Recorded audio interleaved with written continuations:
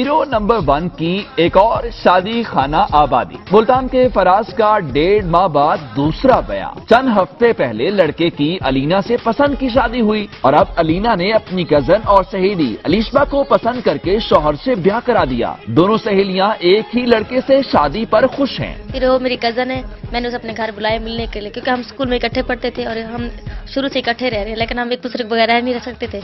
जब शादी की फिर उसकी याद आई, फिर मैंने उसे अपने पास बुलाया।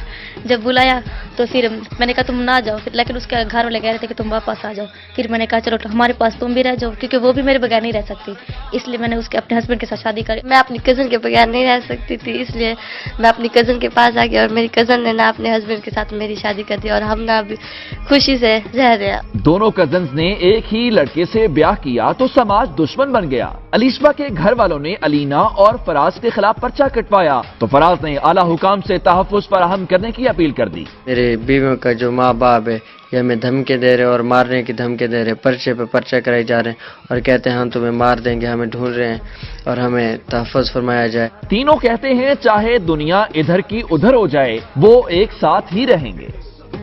शाम मुबारक है ये खुशी वाला जाम मुबारक, मैं तेरा